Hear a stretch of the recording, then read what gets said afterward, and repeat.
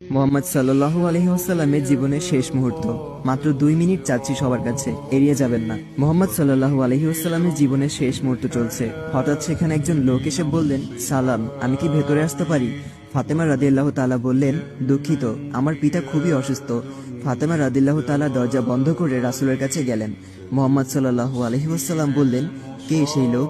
ফাতেমা বললেন, এই প্রথম আমি তাকে দেখেছি, আমি তাকে চিনি না।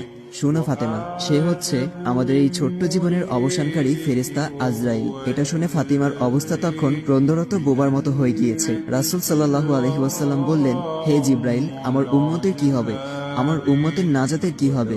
জিব্রাইল আলাইহি ওয়াসাল্লাম বললেন, হে রাসূল, আপনি চিন্তা করবেন না, আল্লাহ ওয়াদা করেছেন আপনার উম্মতের নাজাতের জন্য। মৃত্যুর ফেরেশতা ধীরে ধীরে রাসূলের কাছে এলেন জান কবজ করার জন্য। মালাইকাত মাউত আজরাইল আরো কাছে এসে ধীরে ধীরে রাসূলের জান কবজ করতে থাকলেন। পাশে দাঁড়িয়ে থাকা জিব্রাইলকে রাসূল বললেন ঘোঙ্গানির সাথে, ও জিব্রাইল, এটা কেমন বেদনাদায়ক জান কবজ করা। ফাতেমা রাদিয়াল্লাহু তাআলা তার চোখ বন্ধ করে ফেললেন। আলী রাদিয়াল্লাহু তাআলা তার দিকে উপর হয়ে বসলেন। জিব্রাইল তার মুখটা উল্টো দিকে ফিরিয়ে নিলেন। রাসূল সাল্লাল্লাহু আলাইহি ওয়াসাল্লাম বললেন, হে জিব্রাইল, তুমি মুখটা উল্টো দিকে ঘোরালে কেন?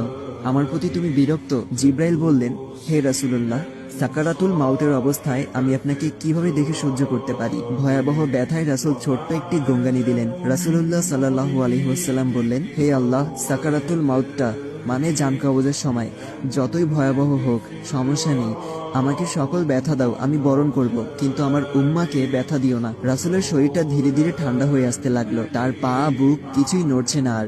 রাসূলের চোখের পানির সাথে তার ঠোঁটটা কম্পিত ছিল। তিনি কিছু বলবেন মনে হয়। আলী রাদিয়াল্লাহু তাআলা তার কানটা রাসূলের মুখের কাছে নিয়ে গেল। রাসূল বললেন, নামাজ কায়েম করো এবং তোমাদের মাঝে থাকা দুর্বলদের যত্ন নাও। রাসূলের ঘরের বাইরে চলছে কান্নার আওয়াজ। সাহাবীরা একজন আরেকজনকে জড়িয়ে ধরে উচ্চস্বরে কান্নারত। আলী রাদিয়াল্লাহু তাআলা আবার তার কানটা রাসূলের মুখের কাছে ধরল। রাসূল চোখ ভেজা অবস্থায় বলতে থাকলেন, ইয়া উম্মতি, ইয়া উম্মতি। আল্লাহ আমাদের সবার মাঝে বুঝদান করুন। ভিডিওটি ভালো লাগলে অবশ্যই